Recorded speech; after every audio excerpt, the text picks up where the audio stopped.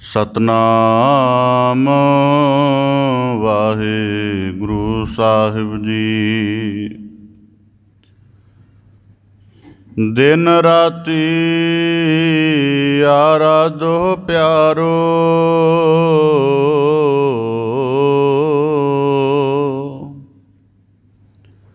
ਨਿਮਕ ਨਾ ਕੀਜੈ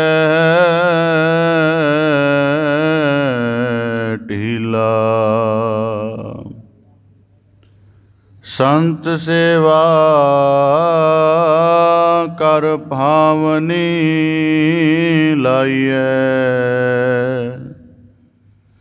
ਤਿਆਗ ਮਾਨ ਹਾਠੀਲਾ। ਮੋਹਨ ਪ੍ਰਾਨ ਮਾਨ ਰਾਗੀਲਾ,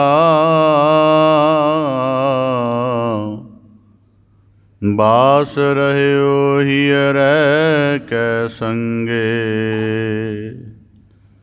ਪੇਖ ਮੋਹਿਓ ਮਨ ਲੀਲਾ, ਜਿਸ ਸਿਮਰਤ ਮਨ ਹੋਤ ਅਨੰਦਾ। ਉਤਰੈ ਮਨਹੁ ਜੰਗੀਲਾ, ਮਿਲਬੇ ਕੀ ਮਹਿਮਾ। ਬਰਨ ਨਾ ਸਕੋ ਨਾਨਕ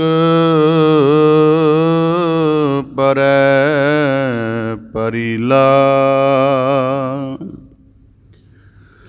ਕਾਗਾ ਕਰੰਗ ਡੰਡੋਲਿਆ, ਸਗਲਾ ਖਾਇਆ ਮਾਸ। ਏ ਦੁਇ ਨੈਨਾ ਮਤ ਛੋਹ,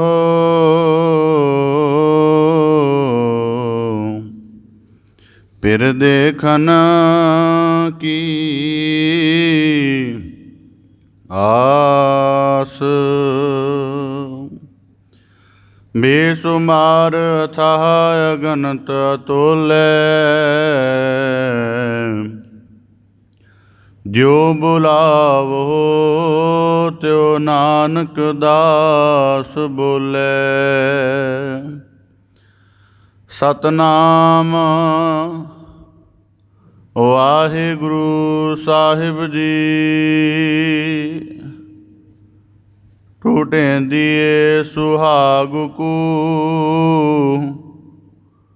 ਤਉ ਤਨ ਕਾਈ ਕੋਰ। ਜਿਨਾ ਨਉ ਸੁਹਾਗਣੀ, ਤਿਨਾ ਚਾਕ ਨਾ ਹੋਰ। ਸਬਰ ਮੰਜ ਕਮਾਣ, ਏ ਸਬਰ ਕਾ ਨੀਹਣੋ। ਸਬਰ ਸੰਦਾ ਬਾਣ, ਖਾਲਕ ਖਤਾ ਨਾ ਕਰੀ। ਸਬਰ ਅੰਦਰ ਸਾਬਰੀ, ਤਾਨੇ ਵੈ ਜਾਲੇਨ। ਹੋਨ ਨਜ਼ੀਕ ਖੁਦਾਏ ਦੇ, ਭੇਤ ਨਾ ਕਿਸੈ ਦੇਨ। ਸਭ ਰਹਿਓ ਸੁਆਉ, ਜੇ ਤੂੰ ਬੰਦਾ ਦਿੜ ਕਰਹਿ। ਵਧ ਥੀ ਵਹਿ ਦਰਿਆਉ, ਟੁੱਟ ਨਾ ਥੀ ਵਹਿ ਵਾਹੜਾ। ਵਾਹਿਗੁਰੂ ਜੀ ਕਾ ਖਾਲਸਾ, ਵਾਹਿਗੁਰੂ ਜੀ ਕੀ ਫਤਿਹ। ਧੰਨ ਧੰਨ ਸਤਿਗੁਰੂ ਗੁਰੂ ਗਰੀਬ ਨਿਵਾਜ, ਪਤਿਤ ਪਾਵਨ ਭਗਤ ਵਛਲ, ਕਿਰਪਾ ਨਿਧ ਦਇਆ ਨਿਧ ਕਰੁਣਾ ਨਿਧ ਸਤਿਗੁਰੂ ਸ੍ਰੀ ਗੁਰੂ ਗ੍ਰੰਥ ਸਾਹਿਬ ਜੀ ਦੀਨ ਦਇਆਲ ਪਾਤਸ਼ਾਹ ਤਿਨਾਂ ਦੀ ਅਪਾਰ ਮਿਹਰਾਮਤ ਹੈ, ਅਥਾਹ ਬਖਸ਼ਿਸ਼ ਹੈ, ਅਪਾਰ ਕਰੁਣਾ ਹੈ, ਅਥਾਹ ਤਰਸ ਹੈ ਸਤਿਗੁਰੂ ਸਾਹਿਬ ਜੀ ਦਾ, ਜੋ ਸਾਨੂੰ ਸਭ ਨੂੰ ਆਪਣੀ ਮਿਹਰ ਭਰੀ ਨਜ਼ਰ ਕਰਕੇ ਸਤਿਗੁਰੂ ਸਾਹਿਬ ਜੀ ਨੇ ਆਪਣੀ ਪਾਵਨ ਪਵਿੱਤਰ ਮੁਬਾਰਕ ਚਰਨ ਸ਼ਰਨ ਹਜ਼ੂਰੀ ਦੇ ਅੰਤਰਗਤ ਸਤਸੰਗਤ ਰੂਪ ਵਿੱਚ ਜੁੜਨ ਦਾ ਅਮੋਲਕ ਅਵਸਰ ਬਖਸ਼ਿਸ਼ ਕੀਤਾ ਹੈ ਜੀ। ਸਤਿਗੁਰੂ ਕੀ ਮੁਬਾਰਕ ਹਜ਼ੂਰੀ ਵਿੱਚ ਜੁੜਦਿਆਂ ਸਤਿਗੁਰੂ ਕੇ ਚਰਨਾਂ ਦੇ ਨਾਲ ਆਪਣੀ ਪ੍ਰੀਤ ਭਗਤੀ ਨੂੰ ਦ੍ਰਿੜ ਕਰਦਿਆਂ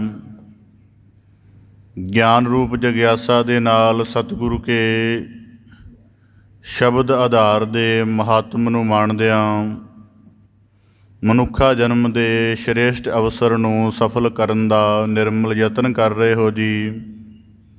ਬੜੇ ਸੁਭਾਗਸ਼ਾਲੀ ਹੋ। ਸਤਿਗੁਰੂ ਕੀ ਅਪਾਰ ਕਿਰਪਾ ਸਦਕਾ ਆਪ ਜੀ ਭਗਤ ਸਿਰਮੌਰ ਮਹਾਨ ਸੂਫੀ ਸੰਤ ਬੰਦਗੀ ਦੀ ਪਰਮ ਮੂਰਤ ਫਕੀਰੀ ਜਗਤ ਦਾ ਸਿਰਮੌਰ ਗੰਜੇ ਸ਼ਕਰ ਬਾਬਾ ਸ਼ੇਖ ਫਰੀਦ ਸਾਹਿਬ ਜੀ, ਤਿਨਾਂ ਦੇ ਪਾਵਨ ਉਚਾਰਨ ਸਲੋਕਾਂ ਦੀ ਲੜੀਵਾਰ ਵਿਚਾਰ ਸ਼ਰਵਣ ਕਰ ਰਹੇ ਹੋ ਜੀ। ਪਾਵਨ ਬਾਣੀ ਦੀ ਲੜੀਵਾਰ ਵਿਚਾਰ ਦੇ ਨਾਲ ਜੁੜਨ ਦਾ ਯਤਨ ਕਰੀਏ ਜੀ। ਵਿਚਾਰ ਪ੍ਰਾਰੰਭ ਕਰਨ ਤੋਂ ਪਹਿਲਾਂ ਬੜੇ ਅਦਬ ਸਹਿਤ ਉਚਾਰਨ ਕਰੋ ਜੀ। ਸਤਿਨਾਮ ਸ੍ਰੀ ਵਾਹਿਗੁਰੂ ਸਾਹਿਬ ਜੀ। ਟੂਟੇਂਦੀਏ ਸੁਹਾਗ ਕੂ ਤਉ ਤਨ ਕਾਈ ਕੋਰ। ਲੜੀਵਾਰ ਸਲੋਕਾਂ ਦੇ ਅੰਤਰਗਤ ਬਾਬਾ ਫਰੀਦ ਸਾਹਿਬ ਜੀ ਬਖਸ਼ਿਸ਼ ਕਰਦੇ ਹਨ ਕਿ ਜੀਵਨ ਦੇ ਵਿੱਚ ਜਦ ਕਿਸੇ ਸਾਧਨਾ ਦੇ ਬਾਵਜੂਦ ਬੰਦਾ ਆਪਣੀ ਮਕਸੂਦੇ ਮੰਜ਼ਿਲ 'ਤੇ ਨਾ ਪਹੁੰਚ ਰਿਹਾ ਹੋਵੇ ਜਾਂ ਕਿਸੇ ਉੱਚੀ ਕਿਸਮ ਦੀ ਸਾਧਨਾ ਕਰਦਿਆਂ ਉਹਦੇ ਜੀਵਨ 'ਚ ਉਸ ਅਵਸਥਾ ਦਾ ਕੋਈ ਅਨੁਭਵ ਨਾ ਉਤਰਿਆ ਹੋਵੇ ਤਾਂ ਉਸ ਨੂੰ ਆਪਣਾ ਮੁਲਾਂਕਣ ਮੁੜ ਤੋਂ ਕਰਨਾ ਚਾਹੀਦਾ ਹੈ। ਇਸ ਕਰਕੇ ਬਾਬਾ ਫਰੀਦ ਸਾਹਿਬ ਜੀ ਬਖਸ਼ਿਸ਼ ਕਰਦੇ ਹਨ, ਟੂਟੇਂਦੀਏ ਸੁਹਾਗ ਕੂ। ਜ਼ਿਕਰ ਕੀਤਾ ਹੈ ਪਤੀ ਪਤਨੀ ਦੇ ਰੂਪਕ ਦਾ, ਕੰਤ ਤੇ ਸੁਹਾਗਣ ਦਾ। ਆਖਦੇ ਹਨ ਟੂਟੇਂਦੀਏ ਸੁਹਾਗ ਕੂ, ਆਪਣੇ ਕੰਤ ਪਤੀ ਦੀ ਤਲਾਸ਼ ਹੈ, ਪਰ ਤਉ ਤਨ ਕੋਈ ਕਾਈ ਕੋਰ। ਕੋਰ ਦਾ ਅਰਥ ਹੈ ਕੋਈ ਊਣਤਾ ਹੋਵੇ, ਕੋਈ ਨਿਊਨਤਾ ਹੋਵੇ ਜੀਵਨ ਦੇ ਵਿੱਚ। ਤਾਂ ਬਾਬਾ ਫਰੀਦ ਸਾਹਿਬ ਜੀ ਆਖਦੇ ਨੇ ਹੋ ਸਕਦਾ ਤਾਂ ਜੀਵਨ ਦੇ ਵਿੱਚ ਕੋਈ ਊਣਾਪਣ ਹੋਵੇ, ਕੋਈ ਅਧੂਰਾਪਣ ਹੋਵੇ, ਤਾਂ ਕਰਕੇ ਮਾਲਕ ਦੀ ਤਲਾਸ਼ ਨਹੀਂ ਪੂਰੀ ਹੋ ਰਹੀ। ਅਤੇ ਉਹ ਊਣਤਾ ਕੀ ਹੈ? ਆਖਦੇ ਹਨ ਜਿਨ੍ਹਾਂ ਨਾਉ ਸੁਹਾਗਣੀ ਤਿਨਾ ਝਾਕ ਨਾ ਹੋਰ। ਕਿ ਜਿਹੜੇ ਇੱਕ ਵਾਰੀ ਸੁਹਾਗਣ ਜੀਵਨ ਦੀ ਅਵਸਥਾ ਨੂੰ ਸੁਹਾਗਣ ਰੂਪ ਦੇ ਵਿੱਚ ਪ੍ਰਾਪਤ ਕਰ ਚੁੱਕੇ ਹਨ, ਫਿਰ ਉਹ ਆਪਣੇ ਕੰਤ ਤੋਂ ਇਲਾਵਾ ਸੁਹਾਗਣੀਆਂ ਕਿਸੇ ਦੂਜੇ ਦੀ ਝਾਕ ਨਹੀਂ ਰੱਖਦੀਆਂ, ਭਾਵੇਂ ਜੀਵਨ ਦਾ ਕੋਈ ਵੀ ਅਰਥ ਕਿਉਂ ਨਾ ਹੋਵੇ। ਹੁਣ ਬਾਬਾ ਫਰੀਦ ਸਾਹਿਬ ਜੀ ਨੇ ਇੱਕ ਤਾਂ ਆਚਰਣ ਨੁਕਤੇ ਤੋਂ ਕੰਤ ਅਤੇ ਸੁਹਾਗਣ ਦਾ ਰੂਪਕ ਦੱਸਿਆ ਹੈ। ਹੁਣ ਜ਼ਿਕਰ ਕੀਤਾ ਹੈ ਕਿ ਜਿਨ੍ਹਾਂ ਨੂੰ ਪਤੀ ਦੀ ਤਲਾਸ਼ ਹੈ ਪਰ ਉਹਨਾਂ ਦੀ ਤਲਾਸ਼ ਪੂਰੀ ਨਹੀਂ ਹੋ ਰਹੀ, ਤਾਂ ਉਹਨਾਂ ਨੂੰ ਆਪਣਾ ਮੁਲਾਂਕਣ ਕਰਕੇ ਆਪਣੇ ਅੰਦਰ ਦੀ ਕੋਈ ਊਣਤਾ ਲੱਭਣੀ ਚਾਹੀਦੀ ਹੈ। ਕਿਉਂਕਿ ਜੇ ਸੁਹਾਗਣ ਹੋ ਕੇ ਵੀ ਪਤੀ ਨਹੀਂ ਮਿਲ ਰਿਹਾ ਤਾਂ ਇਹਦਾ ਭਾਵ ਹੈ ਕਿ ਕੋਈ ਐਸਾ ਅਵਗੁਣ ਆਪਣੇ ਅੰਦਰ ਹੋ ਸਕਦਾ ਹੈ ਕਿ ਕੰਤ ਹੁੰਦਿਆਂ ਹੋਇਆਂ ਵੀ ਕਿਸੇ ਦੂਜੇ ਦੀ ਝਾਕ ਹੋਵੇ। ਬਾਬਾ ਫਰੀਦ ਸਾਹਿਬ ਜੀ ਕਹਿੰਦੇ ਸੁਹਾਗਣੀ ਨਾਮ ਹੀ ਉਹਦਾ ਹੈ ਜਿਹਦੇ ਅੰਦਰ ਕਿਸੇ ਦੂਜੇ ਦੀ ਝਾਕ ਨਹੀਂ ਆਪਣੇ ਕੰਤ ਤੋਂ ਇਲਾਵਾ। ਇਹ ਇੱਕ ਪਤੀ ਪਤਨੀ ਦੇ ਰੂਪਕ ਵਿੱਚ ਬਾਬਾ ਫਰੀਦ ਸਾਹਿਬ ਜੀ ਨੇ ਗੱਲ ਕੀਤੀ। ਇਸ ਸ਼ਲੋਕ ਨੂੰ ਸ਼ਬਦ ਵਿਚਾਰ ਦੇ ਨੁਕਤੇ ਤੋਂ ਸਮਝਣ ਦਾ ਯਤਨ ਕਰੀਏ। ਹੁਣ ਜੀਵਨ ਦੇ ਵਿੱਚ ਅਕਾਲ ਪੁਰਖ ਦੀ ਪਰਮ ਸਰੂਪ ਦੀ ਤਲਾਸ਼ ਕਰਨੀ, ਉਹਦੇ ਪਰਮ ਭੇਦ ਨੂੰ ਪ੍ਰਾਪਤ ਕਰਨਾ, ਜੇ ਜਗਿਆਸੂ ਦੇ ਜੀਵਨ ਦੀ ਮੰਜ਼ਿਲ ਹੈ ਤਾਂ ਉਹਨੂੰ ਸਭ ਤੋਂ ਪਹਿਲਾਂ ਸਿੱਖ ਲੈਣਾ ਚਾਹੀਦਾ ਹੈ। ਜਿਵੇਂ ਦੁਨਿਆਵੀ ਤੌਰ 'ਤੇ ਬੱਚੀ ਮਨ ਬਚਨ ਕਰਮ ਕਰਕੇ ਜਦ ਯੋਗ ਹੋ ਜਾਵੇ ਤਾਂ ਜਦੋਂ ਉਹਦੇ ਕੋਲ ਸ਼ੁਭ ਸੰਸਕਾਰਾਂ ਦੀ ਰਾਸ ਹੋਵੇ, ਸ਼ੁਭ ਕਰਨੀ ਦਾ ਗਿਆਨ ਹੋਵੇ, ਸ਼ੁਭ ਨੀਤੀ ਨੂੰ ਧਾਰਨ ਕਰਕੇ ਉਹ ਪਰਿਵਾਰਕ ਵਿਵਹਾਰ ਨੂੰ ਅੰਜਾਮ ਦੇ ਸਕਦੀ ਹੋਵੇ, ਉਦੋਂ ਉਹਨੂੰ ਗ੍ਰਸਤ ਦੇ ਪ੍ਰਪੇਖ ਦੇ ਵਿੱਚ ਉਤਾਰਿਆ ਜਾਂਦਾ ਹੈ। ਲਗਭਗ ਸਾਰੇ ਇੰਝ ਹੀ ਕਰਦੇ ਨੇ। ਤਾਂ ਬਾਬਾ ਫਰੀਦ ਸਾਹਿਬ ਜੀ ਕਹਿੰਦੇ, ਅਗਰ ਅਕਾਲ ਪੁਰਖ ਪਰਮੇਸ਼ਰ ਦੇ ਪਰਮ ਸਰੂਪ ਦੇ ਅਭੇਦਤਾ ਦੀ ਤਲਾਸ਼ ਹੈ ਅਤੇ ਉਹ ਮੁਕੰਮਲ ਨਹੀਂ ਹੋ ਰਹੀ ਤਾਂ ਆਪਣੇ ਜੀਵਨ ਦੀ ਨਿਊਨਤਾ ਲੱਭੋ। ਭਾਵ ਕਿ ਜੇ ਅੱਗੋਂ ਕਿਸੇ ਤਰ੍ਹਾਂ ਦੀ ਜੀਵਨ ਦੀ ਪੂਰੀ ਸਾਧਨਾ ਕਿਸੇ ਉੱਚੀ ਅਵਸਥਾ ਵਿੱਚ ਤਬਦੀਲ ਨਹੀਂ ਹੋ ਰਹੀ ਅਤੇ ਇਹ ਨਾ ਹੋਵੇ ਕਿਤੇ ਆਪਣੇ ਜੀਵਨ ਦੇ ਵਿੱਚ ਕੋਈ ਊਣਤਾ ਹੋਵੇ।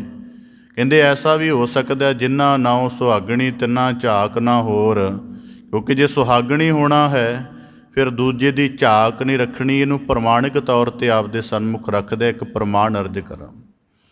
ਬਾਬਾ ਫਰੀਦ ਸਾਹਿਬ ਜੀ ਦੇ ਸਨਮੁਖ ਇੱਕ ਵਾਰੀ ਉਹਨਾਂ ਦੇ ਸਭ ਤੋਂ ਅਜੀਜ਼ ਉਹਨਾਂ ਦੇ ਮੁਰੀਦ ਨਿਜ਼ਾਮੂਦੀਨ ਔਲੀਆ ਉਹਨਾਂ ਦੇ ਪਾਸ ਪਾਕਪਟਨ ਵਿਖੇ ਆਏ।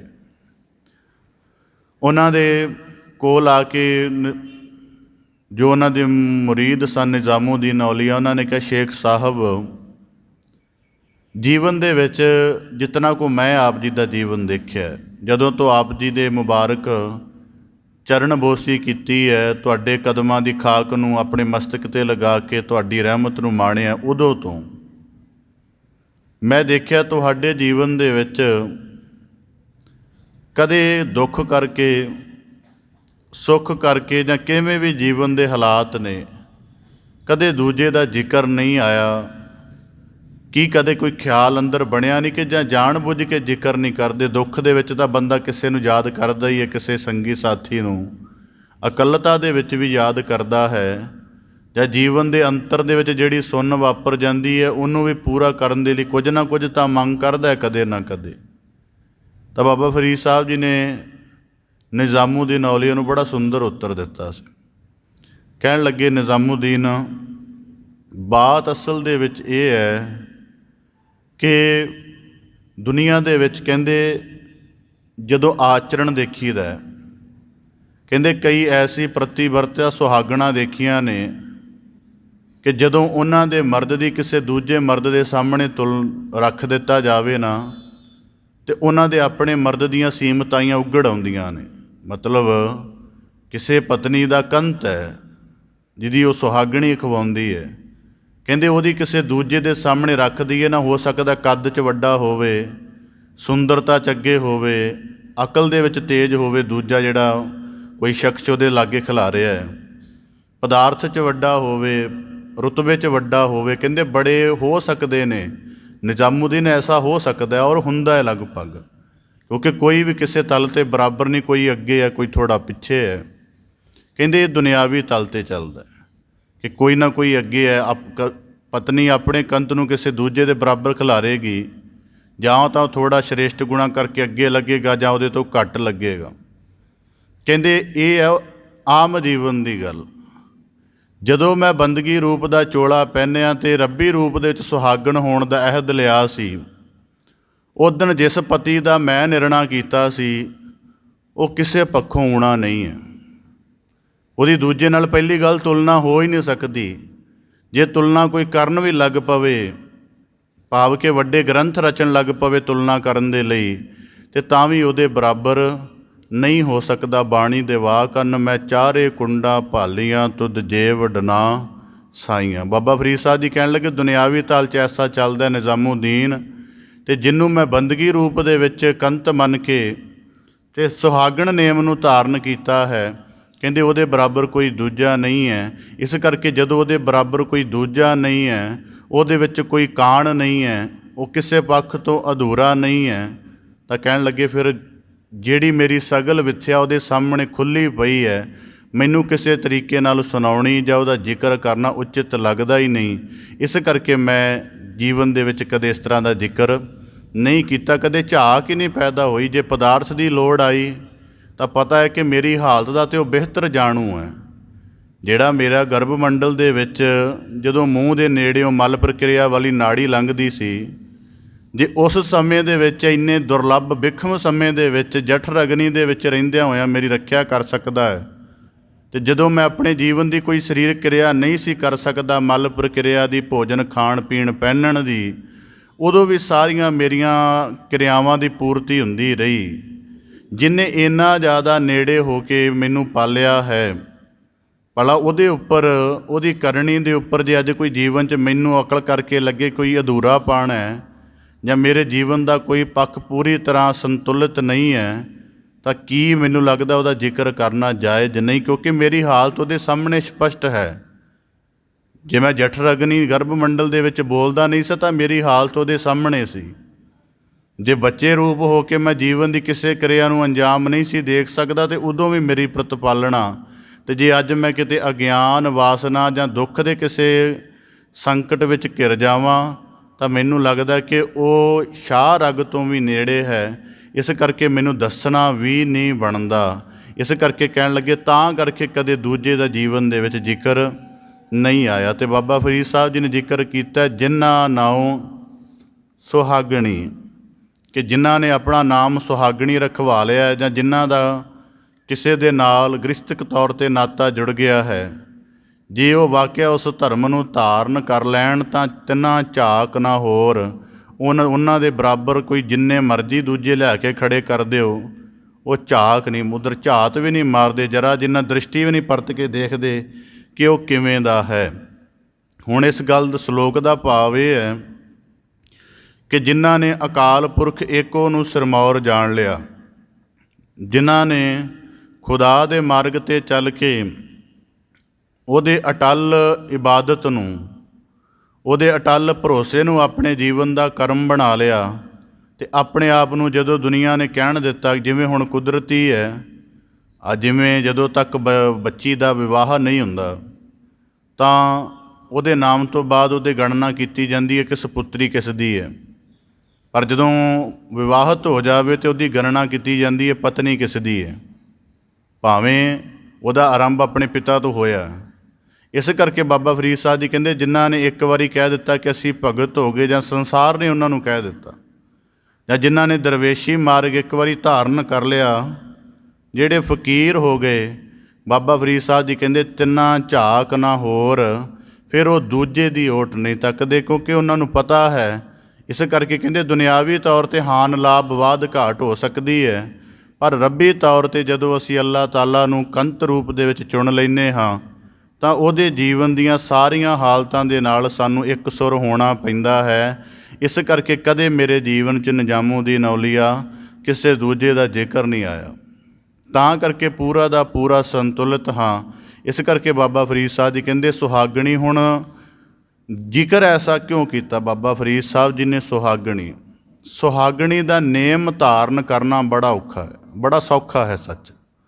ਕੁਦਰਤੀ ਸਰੀਰ ਮਨ ਬਚਨ ਕਰਮ ਕਰਕੇ ਅਯੋਗ ਹੋ ਗਿਆ ਅਤੇ ਬੰਦੇ ਨੂੰ ਸੁਹਾਗਣੀ ਦੇ ਨੇਮ 'ਚ ਪਾਇਆ ਜਾ ਸਕਦਾ, ਪਰ ਸੁਹਾਗਣੀ ਦੀ ਮਰਜ਼ਾਦਾ ਅਤੇ ਸੁਹਾਗਣੀ ਦੀ ਅੰਤਰੀਵ ਅਨੁਭਵ ਦੇ ਵਿੱਚ ਪੂਰਾ ਢਲ ਜਾਣਾ ਇਹ ਕਿਸੇ ਦੂਜੇ ਦਾ ਹੈ। ਹੁਣ ਕੁਦਰਤੀ ਜੋਬਨ ਅਵਸਥਾ ਦੇ ਵਿੱਚ ਬੰਦਾ ਗ੍ਰਸਤ ਪ੍ਰਵੇਸ਼ ਕਰਦਾ, ਲਗਭਗ ਥੋੜ੍ਹਾ ਜਿਹਾ ਕੁਝ ਸਾਲ ਵੱਧ ਹੋ ਜਾਂਦੇ ਨੇ।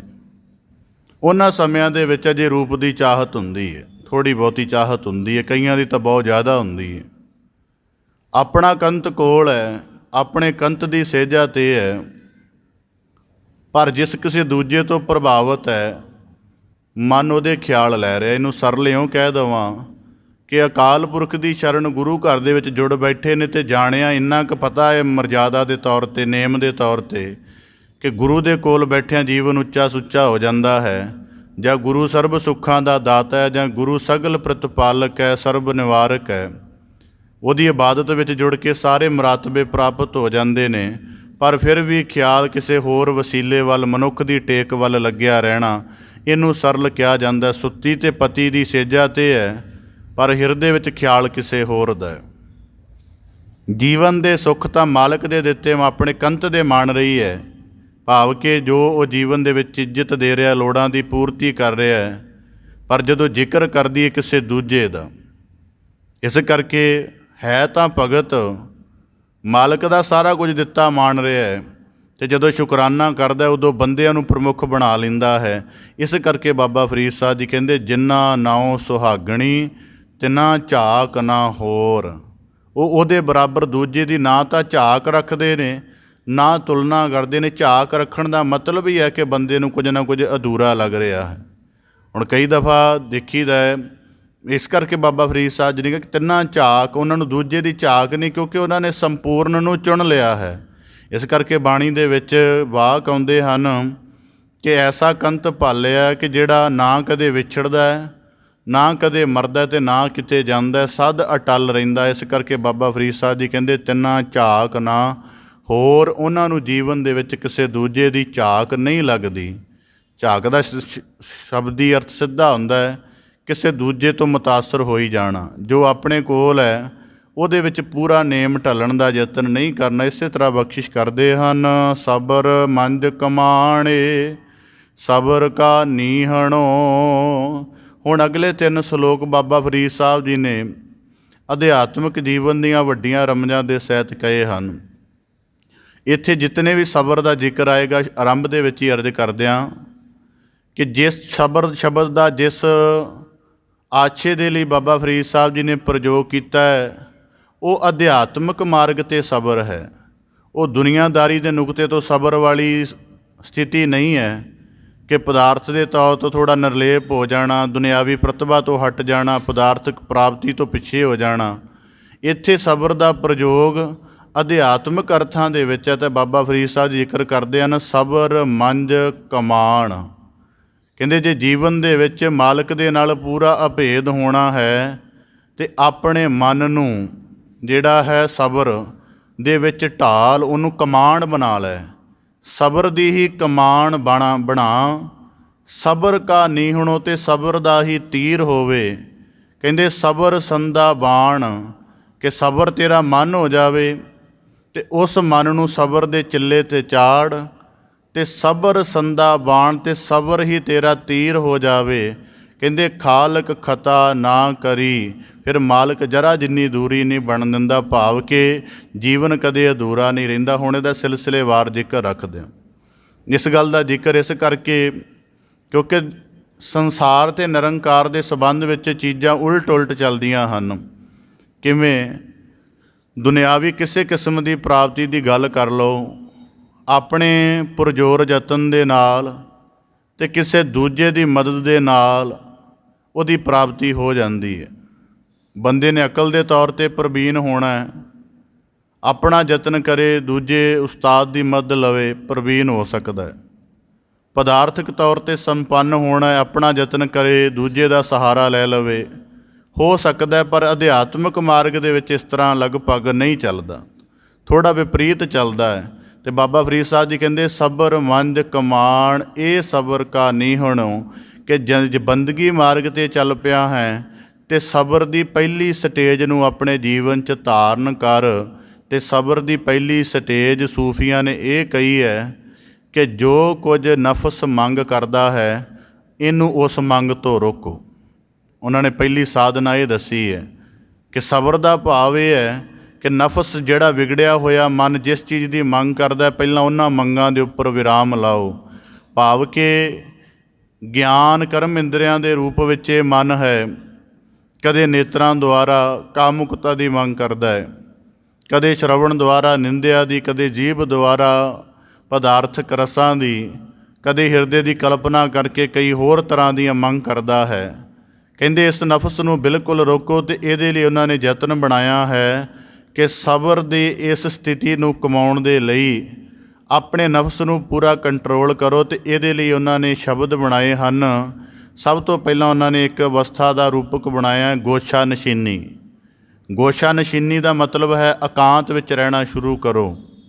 ਇਕਾਂਤ ਵਿੱਚ ਰਹਿਣ ਦਾ ਮਤਲਬ ਹੈ ਦੁਨੀਆਦਾਰ ਦੀ ਭੀੜ 'ਚ ਰਹੋਗੇ, ਰੋਜ਼ਾਨਾ ਨਵਾਂ ਦੇਖੋਗੇ, ਨਵੇਂ ਦੀ ਕਲਪਨਾ ਉਪਜੇਗੀ, ਨਵੇਂ ਕਿਸਮ ਦਾ ਵੱਖੋ ਵੱਖ ਵਿਸ਼ਿਆਂ ਦੇ ਨਾਲ ਜੁੜਿਆ ਸੁਣੋਗੇ ਅਤੇ ਅੰਦਰ ਨਵੇਂ ਕਿਸਮ ਦੇ ਫੁਰਨੇ ਉਤਪੰਨ ਹੋਣਗੇ। ਨਵੇਂ ਨਵੇਂ ਪਦਾਰਥਾਂ ਦਾ ਚੱਖਣ ਦੇ ਤੌਰ 'ਤੇ, ਪੀਣ ਦੇ ਤੌਰ 'ਤੇ ਬੋਧ ਕਰੋਗੇ ਅਤੇ ਹੋਰਾਂ ਦੀ ਚਾਹਤ ਪੈਦਾ ਹੋਏਗੀ। ਨਵੀਆਂ ਨਵੀਆਂ ਮਜਲਸਾਂ ਦੇ ਵਿੱਚ ਬੈਠੋਗੇ ਤੇ ਦੁਨੀਆਦਾਰੀ ਦੀ ਭੀੜ ਦੇ ਨਾਲ ਹੀ ਮੋਹ ਬਣਦਾ ਜਾਏਗਾ। ਇਸ ਕਰਕੇ ਗੋਸ਼ਾ ਨਸ਼ੀਨੀ ਧਾਰਨ ਕਰੋ। ਗੋਸ਼ਾ ਨਸ਼ੀਨੀ ਦਾ ਮਤਲਬ ਹੈ ਇਕਾਂਤ। ਇਸ ਕਰਕੇ ਉਸ ਇਕਾਂਤ ਨੂੰ ਧਾਰਨ ਕਰੋ। ਹੁਣ ਮਹੀਨਿਆਂ ਬੱਧੀ ਜਦੋਂ ਮਨੁੱਖਾਂ ਦੀ ਸ਼ਕਲ ਨਹੀਂ ਦੇਖੇਗਾ, ਜਦੋਂ ਮਹੀਨਿਆਂ ਬੱਧੀ ਦੁਨੀਆਦਾਰਾਂ ਦੀ ਭੀੜ 'ਚ ਨਹੀਂ ਰਹੇਗਾ, ਪਦਾਰਥਾਂ ਦੀ ਬਿਰਤੀ ਤੋਂ ਆਪਣੀ ਵਾਸਨਾ ਨੂੰ, ਆਪਣੀ ਤ੍ਰਿਸ਼ਨਾ ਨੂੰ ਹਟਾ ਲਏਗਾ, ਅਤੇ ਉਹ ਕਹਿੰਦੇ ਫਿਰ ਜਿਹੜਾ ਮਨ ਦਾ ਦਰਵਾਜ਼ਾ ਹੈ ਇਹ ਹੌਲੀ ਹੌਲੀ ਬੰਦ ਹੋ ਜਾਏਗਾ। ਅਤੇ ਫਿਰ ਪਤਾ ਲੱਗ ਸਕੇਗਾ ਕਿ ਜੀਵਨ ਦੇ ਅੰਦਰ ਕੀ ਕੁਝ ਚੱਲ ਰਿਹਾ ਹੈ, ਜਦੋਂ ਬਾਹਰ ਤੋਂ ਥੋੜ੍ਹਾ ਜਿਹਾ ਆਪਣੇ ਆਪ ਨੂੰ ਦੂਰ ਕਰੋਗੇ। ਇਸ ਕਰਕੇ ਗੋਸ਼ਾ ਨਸ਼ੀਨੀ ਕਰਨ ਦੇ ਲਈ ਸਬਰ ਕਰਨਾ ਪੈਂਦਾ। ਇਸ ਕਰਕੇ ਬਾਬਾ ਫਰੀਦ ਸਾਹਿਬ ਜੀ ਕਹਿੰਦੇ ਸਬਰ ਮੰਝ ਕਮਾਣ। ਜੇ ਮਾਲਕ ਦੀ ਅਭੇਦਤਾ ਨੂੰ ਪ੍ਰਾਪਤ ਕਰਨਾ ਤੇ ਪਹਿਲਾਂ ਆਪਣੀ ਸਾਧਨਾ ਦਾ ਸਬਰ ਰੂਪ ਮਨ ਬਣਾ। ਉਹ ਇਸ ਤਰ੍ਹਾਂ ਬਣਾ ਕੇ ਗੋਸ਼ਾ ਨਸ਼ੀਨੀ ਦੇ ਵਿੱਚ ਬੈਠਣਾ ਸ਼ੁਰੂ ਕਰ। ਤੇਰੇ ਜੀਵਨ ਦਾ ਕੋਈ ਨਾ ਕੋਈ ਵੈਸਾ ਵੇਲਾ ਹੋਵੇ ਜਿਹਦੇ ਬਾਰੇ ਦੁਨੀਆਦਾਰਾਂ ਨੂੰ ਨਾ ਪਤਾ ਹੋਵੇ ਕਿ ਤੂੰ ਕੀ ਕਰਦਾ ਹੈ। ਹੁਣ ਉਦਾਹਰਨ ਦੇ ਤੌਰ 'ਤੇ ਬੰਦੇ ਜਦੋਂ ਜੀਵਨ 'ਚ ਵਕਾਰ ਕਮਾਉਂਦੇ ਨੇ, ਗ੍ਰਸਤੀ ਹੁੰਦਿਆਂ ਹੋਇਆਂ ਵੀ, ਜਾਂ ਕਿਸੇ ਨਸ਼ੇ ਦੀ ਲੱਤ ਵਿੱਚੋਂ ਗੁਜ਼ਰ ਰਹੇ ਹੁੰਦੇ ਨੇ, ਕਈ ਵਾਰੀ ਇੰਨੀ ਚਤੁਰਾਈ ਨਾਲ ਚੱਲਦੇ ਨੇ ਪਰਿਵਾਰ ਨੂੰ ਕਈ ਸਾਲਾਂ ਤੱਕ ਖਬਰ ਨਹੀਂ ਹੁੰਦੀ। ਉਹ ਭਾਵੇਂ ਉਹ ਗਲਤ ਕਿਸਮ ਦਾ ਹੀ ਕੰਮ ਕਰ ਰਹੇ ਨੇ, ਪਰ ਫਿਰ ਵੀ ਦੂਜੇ ਨੂੰ ਖਬਰ ਨਹੀਂ ਹੋਣ ਦਿੰਦੇ। ਅਤੇ ਬਾਬਾ ਫਰੀਦ ਸਾਹਿਬ ਜੀ ਕਹਿੰਦੇ ਜੇ ਜੀਵਨ ਦੇ ਵਿੱਚ ਬੰਦਗੀ ਮਾਰਗ ਦੀ ਉਚਾਈ ਨੂੰ ਪ੍ਰਾਪਤ ਕਰਨਾ ਹੈ ਤਾਂ ਸਭ ਤੋਂ ਪਹਿਲਾਂ ਆਪਣੇ ਸਬਰ ਦਾ ਭਾਵ ਪੈਦਾ ਕਰਕੇ ਗੋਸ਼ਾ ਨਸ਼ੀਨੀ ਪੈਦਾ ਕਰ। ਕਿ ਜਦੋਂ ਗੋਸ਼ਾ ਨਸ਼ੀਨੀ ਇਕਾਂਤ ਪੈਦਾ ਕਰੇਗਾ ਆਪਣੇ ਜੀਵਨ ਦੇ ਵਿੱਚ, ਉਦੋਂ ਤੂੰ ਆਪਣੇ ਅੰਤਰ ਦੀ ਹਾਲਤ ਨੂੰ ਜਾਣੇਗਾ। ਅਤੇ ਜਦੋਂ ਅੰਤਰ ਦੀ ਹਾਲਤ ਨੂੰ ਜਾਣ ਲਏਗਾ ਅਤੇ ਬਾਬਾ ਫਰੀਦ ਸਾਹਿਬ ਜੀ ਕਹਿੰਦੇ ਸਬਰ ਕਾ ਨੀਹਣੋ, ਫਿਰ ਤੈਨੂੰ ਆਪਣੇ ਅੰਦਰ ਦੀ ਪੂਰੀ ਹਾਲਾਤ ਮਾਲੂਮ ਹੋਣਗੇ ਕਿ ਮੇਰਾ ਚਿੱਤ ਸੰਸਾਰ ਵੱਲ ਕਿੰਨਾ ਭਰਮਿਆ ਹੈ। ਕਿ ਅੱਜ ਕਈ ਸਾਲ ਹੋ ਗਏ ਸੰਸਾਰ ਤੋਂ ਪਰਾਂ ਹੋ ਕੇ ਬੈਠਿਆਂ ਨੂੰ, ਪਰ ਅੰਦਰੋਂ ਪਤਨੀ ਦੀ, ਔਲਾਦ ਦੀ, ਪਦਾਰਥ ਦੀ ਵਾਸਨਾ ਨਹੀਂ ਮਰ ਰਹੀ। ਜੇ ਮਨ 'ਚ ਫੁਰਨੇ ਨਹੀਂ ਆਉਂਦੇ ਅਤੇ ਘੱਟੋ ਘੱਟ ਜਦੋਂ ਰਾਤ ਨੂੰ ਸੌਂਦਾ ਸੁਪਨ 'ਤੇ ਆ ਜਾਂਦਾ ਹੈ। ਕਈ ਵਰ੍ਹੇ ਹੋ ਗਏ ਪਦਾਰਥ ਦਾ ਤਿਆਗ ਕੀਤਿਆਂ ਨੂੰ, ਅੱਜ ਵੀ ਉਹ ਚੀਜ਼ਾਂ ਮੁੜ ਝੌਲੇ ਪਾਉਂਦੀਆਂ। ਅਤੇ ਕਹਿੰਦੇ ਫਿਰ ਉੱਥੇ ਆ ਕੇ ਮਨ ਡੋਲ ਜਾਂਦਾ ਹੈ ਕਿ ਛੱਡੋ ਪਰਾਂ ਇਹ ਗੱਲਾਂ, ਵਾਪਸ ਹੀ ਚੱਲਦੇ, ਵਾਪਸ ਹੀ ਠੀਕ ਹੈ। ਤਾਂ ਕਹਿੰਦੇ ਉੱਥੇ ਫਿਰ ਸਬਰ ਦਾ ਕਮਾਣ। ਜੇ ਤੂੰ ਉੱਚਾ, ਹੁਣ ਜਿਵੇਂ ਜਦੋਂ ਤੀਰ ਚਲਾਉਣਾ ਹੁੰਦਾ, ਜਿੰਨਾ ਤੀਰ ਅੰਦਾਜ਼ੀ ਦੇਖੀ ਹੋਏਗੀ, ਵਰਤਮਾਨ ਸਮੇਂ 'ਚ ਤਾਂ ਬੜੀ ਆਧੁਨਿਕ ਹੋ ਗਈ ਹੈ। ਜਦੋਂ ਫਿਰ ਵੀ ਅੱਜ ਵੀ ਜਦੋਂ ਤੀਰ ਚੱਲਦਾ ਹੈ ਅਤੇ ਜਿਹੜਾ ਤੀਰ ਅੰਦਾਜ਼ ਹੈ, ਕਈ ਦਫਾ ਦੇਖਣਾ ਉਹ ਬੜਾ ਲੰਮਾ ਸਮਾਂ ਕਮਾਨ ਦੇ ਉਹਦੇ ਉੱਪਰ ਜਿਹੜੀ ਤੰਦੀ ਲੱਗੀ ਹੁੰਦੀ ਉਹਨੂੰ ਖਿੱਚੀ ਜਾਂਦਾ ਹੈ। ਜਦੋਂ ਤੱਕ ਉਹਨੂੰ ਆਪਣੇ ਤੌਰ 'ਤੇ ਸਮਝ ਨਿਰਣਾ ਨਹੀਂ ਹੋ ਜਾਂਦਾ ਕਿ ਇੰਨੀ ਦੂਰੀ ਤੋਂ ਖਿੱਚਿਆ ਹੋਇਆ ਤੀਰ ਇੰਨੀ ਦੂਰੀ 'ਤੇ ਜਾ ਕੇ ਮਾਰ ਕਰੇਗਾ, ਉਹਨਾਂ ਚਿਰ ਉਸ ਨੂੰ ਆਪਣੇ ਅੰਗੂਠੇ ਵਿੱਚੋਂ ਛੱਡਦਾ ਨਹੀਂ। ਬਾਬਾ ਫਰੀਦ ਸਾਹਿਬ ਜੀ ਕਹਿੰਦੇ ਜੇ ਸਬਰ ਕਰਕੇ ਇਕਾਂਤ ਬਣਾ ਲਿਆ ਹੈ ਅਤੇ ਇਕਾਂਤ ਕਰਕੇ ਦੁਨੀਆਦਾਰੀ ਦੇ ਝਮੇਲੇ ਤੋਂ ਥੋੜ੍ਹੀ ਤੇਰੀ ਮੁਕਤੀ ਹੋ ਗਈ ਹੈ, ਅਤੇ ਪਰ ਅੰਦਰ ਮਨ ਦੀ ਖੇਡ ਨਹੀਂ ਬਣ ਰਹੀ, ਭਾਵ ਕਿ ਮਨ ਇਕਾਂਤ ਦੇ ਬਾਵਜੂਦ ਵੀ ਭਰਮਦਾ ਫਿਰਦਾ, ਤਾਂ ਬਾਬਾ ਫਰੀਦ ਸਾਹਿਬ ਜੀ ਕਹਿੰਦੇ ਸਬਰ ਮੰਝ ਕਮਾਣ ਇਹ ਸਬਰ ਕਾ ਨੀਹਣੋ। ਕਿ ਜਦੋਂ ਸਬਰ ਦਾ ਚਿੱਲਾ ਬਣਾਏਗਾ ਤਾਂ ਕਹਿੰਦੇ ਉਹਦੇ 'ਤੇ ਘਬਰਾਉਣ ਦੀ ਲੋੜ ਨਹੀਂ, ਉਹਦੇ ਉੱਪਰ ਵੀ ਇੱਕ ਸਬਰ ਦਾ ਭਾਵ ਚੜ੍ਹ ਲੈ ਕਿ ਇਹ ਮਨ ਵੀ ਕਦੋਂ ਤੱਕ ਭਰਮੇਗਾ, ਇਹ ਨਫਸ ਵੀ ਕਦੋਂ ਤੱਕ ਆਕੜਿਆ ਰਹੇਗਾ, ਕਦੇ ਨਾ ਕਦੇ ਤਾਂ ਇਹ ਵੀ ਟਲੇਗਾ। ਜਿਵੇਂ ਕੁਦਰਤੀ ਅੱਜ ਕਿਸੇ ਬੰਦੇ ਨੂੰ ਆਪਣੇ ਬਚਪਨ ਦੀਆਂ ਪੂਰੀਆਂ ਯਾਦਾਂ ਯਾਦ ਨਹੀਂ, ਜੇ ਹੋਣਗੀਆਂ ਤਾਂ 2 3 4 5 ਘਟਨਾਵਾਂ ਯਾਦ ਹੋਣਗੀਆਂ, ਪਰ ਬਚਪਨ ਤਾਂ 12-15 ਸਾਲ ਦਾ ਰਿਹਾ ਹੈ। ਇਸ ਕਰਕੇ ਬਾਬਾ ਫਰੀਦ ਸਾਹਿਬ ਜੀ ਕਹਿੰਦੇ ਫਿਰ ਕਈ ਸਾਲ ਲੱਗਦੇ ਨੇ ਮਨ ਦੀ ਅਤੇ ਚਿੱਤ ਦੀ ਸਮਰਿੱਧੀ ਮਿਟਣ ਨੂੰ, ਕਿ ਜੋ ਕੁਝ ਮਨ 'ਚ ਪਾਇਆ ਹੌਲੀ ਹੌਲੀ ਬਿਲਕੁਲ ਮਨਫੀ ਹੋ ਜਾਏ। ਅਤੇ ਕਹਿੰਦੇ ਜੇ ਬੰਦਾ ਸਬਰ ਦਾ ਸਾਥ ਛੱਡ ਦੇਵੇ ਤਾਂ ਫਿਰ ਬੰਦੇ ਦੀ ਅਵਸਥਾ ਅਧੂਰੀ ਰਹਿ ਜਾਂਦੀ। ਇਸ ਕਰਕੇ ਜੇ ਮਨ ਦੇ ਪੂਰਬਲੇ ਸੰਸਕਾਰਾਂ ਦਾ ਭਾਵ ਅਜੇ ਨਹੀਂ ਮਿਟ ਰਿਹਾ ਤਾਂ ਕਾਹਲੇ ਪੈਣ ਦੀ ਲੋੜ ਨਹੀਂ, ਸਬਰ ਦੇ ਵਿੱਚ ਰਹਿ। ਅੱਗੇ ਆਖਦੇ ਨੇ ਸਬਰ ਸੰਦਾ ਬਾਣ, ਕਿ ਹੁਣ ਸਬਰ ਦਾ ਮਨ ਵੀ ਸਬਰ 'ਚ ਢਾਲ ਲਿਆ ਅਤੇ ਭਗਤੀ ਰੂਪ ਯਤਨ ਦੇ ਨਾਲ ਸਬਰ ਵਾਲਾ ਚਿੱਲਾ ਵੀ ਖਿੱਚ ਲਿਆ। ਕਹਿੰਦੇ ਹੁਣ ਉਹ ਜਿਹੜਾ ਯਤਨ ਹੈ ਜਿਹਦੇ ਨਾਲ ਸਬਰ ਨੂੰ ਬੈਲੈਂਸ ਕਰ ਰਹੇ ਹਾਂ, ਭਾਵ ਕਿ ਰੋਜ਼ਾਨਾ ਨਮਾਜ਼ ਦੇ ਵਿੱਚ ਬੈਠਦਾ 5 ਵੇਲਿਆਂ ਦੇ ਵਿੱਚ, ਜਿਹੜਾ ਫਕੀਰਾਂ ਦੀ ਸੁਹਬਤ ਵਿੱਚ ਜਾਣਾ ਹੈ, ਉੱਤਮ ਪੁਰਖਾਂ ਦੇ ਨਾਲ ਗੋਸ਼ਟ ਕਰਕੇ ਆਪਣੇ ਆਪ ਨੂੰ ਵਾਚਦਾ। ਤਾਂ ਬਾਬਾ ਫਰੀਦ ਸਾਹਿਬ ਜੀ ਕਹਿੰਦੇ ਜਿੰਨਾ ਜ਼ਿਆਦਾ ਲੰਬਾ ਚਿੱਲਾ ਖਿੱਚਿਆ ਹੋਵੇ ਓਨਾ ਤੀਰ ਦੂਰੀ 'ਤੇ ਜਾਂਦਾ ਹੈ। ਇਸ ਕਰਕੇ ਜੇ ਤੇਰੀ, ਜਿਵੇਂ ਹੁਣ ਕੁਦਰਤੀ ਇਹਨੂੰ ਸਰਲ ਕਹਿ ਦਿਆਂ, ਕਿ ਜਦੋਂ ਅਸੀਂ ਨੇਮ ਦੇ ਵਿੱਚ ਚੱਲਦੇ ਹਾਂ, ਨੇਮ ਦੇ ਵਿੱਚ 2-3 ਦਿਨ ਦਾ ਅੰਤਰਾਲ ਪੈ ਜਾਵੇ, ਛੁੱਟੀ ਹੋ ਜਾਵੇ, ਤਾਂ ਸਾਨੂੰ ਕੋਈ ਬਹੁਤਾ ਨੁਕਸਾਨ ਨਹੀਂ ਲੱਗਦਾ, ਕਿਉਂਕਿ ਅਸੀਂ ਸਮਝਦੇ ਹਾਂ ਕਿ ਅਸੀਂ ਇੱਕ ਆਮ ਪ੍ਰੋਸੈਸ 'ਚ ਚੱਲ ਰਹੇ ਹਾਂ, ਸਾਡੀ ਕੋਈ ਤਲਾਸ਼ ਤਾਂ ਹੈ ਨਹੀਂ, ਬਸ ਇੰਨਾ ਕੁ ਪਤਾ ਹੈ ਕਿ ਸੁਬਾਹ ਹਾਜ਼ਰੀ ਭਰਨੀ ਹੈ, ਬਾਕੀ ਕੋਈ ਮੰਤਵ ਨਹੀਂ। ਉਂਝ ਤਾਂ ਅਸੀਂ ਟੋਟਲ ਦੁਨੀਆਦਾਰ ਹੀ ਹਾਂ। ਇਸ ਕਰਕੇ ਬਾਬਾ ਫਰੀਦ ਸਾਹਿਬ ਜੀ ਕਹਿੰਦੇ ਸਬਰ ਸੰਦਾ ਬਾਣ, ਕਿ ਤੈਨੂੰ ਇਹ ਨਾ ਲੱਗੇ ਕਿ ਮੈਂ ਇੰਨੇ ਸਮੇਂ ਦੀ ਸਾਧਨਾ ਕਰ ਲਈ, ਬਾਤ ਕਿਉਂ ਨਹੀਂ ਬਣੀ। ਤੂੰ ਰੋਜ਼ਾਨਾ ਉਸ ਤੀਰ ਨੂੰ ਇੰਨੀ ਗਹਿਰਾਈ ਦੇ ਨਾਲ ਖਿੱਚਣਾ ਸ਼ੁਰੂ ਕਰ ਦੇ, ਭਾਵ ਕਿ ਆਪਣੀ ਨਮਾਜ਼ ਦਾ ਸਮਾਂ ਵਧਾ ਦੇ, ਇਬਾਦਤ ਦਾ ਸਮਾਂ ਵਧਾ ਦੇ, ਫਕੀਰਾਂ ਦੀ ਸੁਹਬਤ ਦਾ ਸਮਾਂ ਵਧਾ ਦੇ। ਜਦੋਂ ਇੰਝ ਕਰਦਾ ਜਾਏਗਾ ਤਾਂ ਬਾਬਾ ਫਰੀਦ ਸਾਹਿਬ ਜੀ ਕਹਿੰਦੇ ਫਿਰ ਜਾ ਕੇ ਤੇਰਾ ਜੀਵਨ ਹੈ ਕਿਸੇ ਨੁਕਤੇ 'ਤੇ ਪਹੁੰਚੇਗਾ, ਅਤੇ ਖਾਲਕ ਜਿਹੜਾ ਹੈ ਭਾਵ ਕਿ ਸਿਰਜਣਹਾਰ ਉਹ ਖਤਾ ਨਾ ਕਰੀ। ਜੇ ਤੂੰ ਸਬਰ ਕਰਕੇ ਇੱਥੋਂ ਤੱਕ ਆ ਗਿਆ ਕਿ ਪਹਿਲਾਂ ਗੋਸ਼ਾ ਨਸ਼ੀਨੀ ਕਰਕੇ ਇਕਾਂਤ ਦੀ ਅਵਸਥਾ ਨੂੰ ਪ੍ਰਾਪਤ ਕੀਤਾ, ਫਿਰ ਆਪਣੇ ਮਨ ਦੇ ਫੁਰਨਿਆਂ ਦੀ ਤਬੀਅਤ ਨੂੰ ਬਿਲਕੁਲ ਖਤਮ ਕਰ ਦਿੱਤਾ, ਅਤੇ ਕਹਿੰਦੇ ਫਿਰ ਜਿਹੜੀ ਭਗਤੀ ਹੈ, ਤੈਨੂੰ ਲੱਗਦਾ ਕਿ ਇੰਨੇ ਸਾਲ ਤਾਂ ਮੈਨੂੰ ਭਗਤੀ ਨਿਤਨੇਮ ਜਾਂ ਸਿਮਰਨ ਅਭਿਆਸ ਉਹ ਤਾਂ ਮਨ ਦੇ ਫੁਰਨਿਆਂ ਨੂੰ ਸ਼ਾਂਤ ਕਰਦਿਆਂ ਲੱਗੇ, ਆਨੰਦ ਦੀ ਅਵਸਥਾ ਕਦੋਂ ਬਣੇਗੀ। ਅਤੇ ਬਾਬਾ ਫਰੀਦ ਸਾਹਿਬ ਜੀ ਕਹਿੰਦੇ ਖਾਲਕ ਖਤਾ ਨਾ ਕਰੀ। ਇਹ ਸਾਡੀ ਸੋਚਣੀ ਹੈ। ਹੋ ਸਕਦਾ ਜਿਸ ਸਮੇਂ ਦੇ ਵਿੱਚ ਸਿਮਰਨ ਨੇ, ਬਾਣੀ ਦੇ ਜਪ ਨੇ ਸਾਡੀ ਮੈਲ ਕੱਟੀ, ਉਹੀ ਸਮਾਂ ਜਦੋਂ ਤਬਦੀਲ ਹੋਣਾ ਅਤੇ ਉਹ ਆਨੰਦ ਬਣੇਗਾ। ਇਸ ਕਰਕੇ ਆਖਦੇ ਨੇ ਖਾਲਕ ਖਤਾ ਨਾ ਕਰੀ। ਮਾਲਕ ਕਿਸੇ ਨਾਲ ਖਤਾ ਨਹੀਂ ਕਰਦਾ। ਜਿੰਨੀ ਸ਼ੁੱਧਤਾ ਦੇ ਨਾਲ ਕੋਈ ਕਿਸੇ ਨੇ ਉਹਦੇ ਤਰਫ ਯਤਨ ਕੀਤਾ ਹੈ, ਓਨੀ ਸ਼ੁੱਧਤਾ ਦੇ ਨਾਲ ਉਹ ਫਲ ਮੋੜਦਾ ਹੈ। ਇਸ ਕਰਕੇ ਬਾਬਾ ਫਰੀਦ ਸਾਹਿਬ ਜੀ ਨੇ ਇੱਕ ਦਫਾ ਕਿਸੇ ਨੇ ਜਦੋਂ ਉਹਨਾਂ ਦਾ ਬੜਾ ਜੀਵਨ ਬੰਦਗੀ 'ਚ ਦੇਖਿਆ, ਅਤੇ ਇੱਕ ਦਫਾ ਕਿਸੇ ਨੇ ਉਹਨਾਂ ਦੇ ਨਾਲ ਜ਼ਿਕਰ ਕੀਤਾ ਕਿ ਬਾਬਾ ਫਰੀਦ ਸਾਹਿਬ ਜੀ ਨੂੰ ਕਿ ਸਬਰ ਕੀ ਹੁੰਦਾ ਜਾਂ ਸਬਰ ਕਿਉਂ ਕਰਨਾ ਚਾਹੀਦਾ। ਇੰਝ ਉਹਨੇ 2 ਪ੍ਰਸ਼ਨ ਕੀਤੇ ਬਾਬਾ ਫਰੀਦ ਸਾਹਿਬ ਜੀ ਨੂੰ।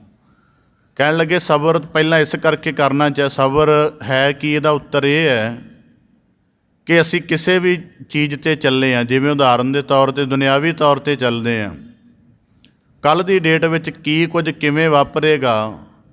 ਜੇ ਅਸੀਂ ਜੋਤਿਸ਼ ਜਾਂ ਜਿਵੇਂ ਮੌਸਮ ਵਿਗਿਆਨ ਹੈ ਜਾਂ ਹੋਰ ਜਿੰਨੇ ਐਸੇ ਜਿਹੜੇ ਭਵਿੱਖ ਨੂੰ ਬੁੱਝਣ ਦੀ ਸਮਰੱਥਾ ਰੱਖਦੇ ਨੇ, ਜੇ ਅਸੀਂ ਉਹਨਾਂ ਸਾਰੇ ਯਤਨਾਂ ਦਾ ਆਸਰਾ ਵੀ ਲੈ ਲਈਏ, ਜਿਵੇਂ ਇਸਲਾਮ ਦੇ ਵਿੱਚ ਨਜੂਮੀ ਹੁੰਦੇ ਨੇ, ਉਹ ਤਾਰਿਆਂ ਦੀ ਦਸ਼ਾ ਦੇਖ ਕੇ ਦੱਸਦੇ ਹਨ ਕਿ ਕੱਲ੍ਹ ਦਾ ਜੀਵਨ ਤੇਰਾ ਕਿਵੇਂ ਦਾ ਹੋਏਗਾ।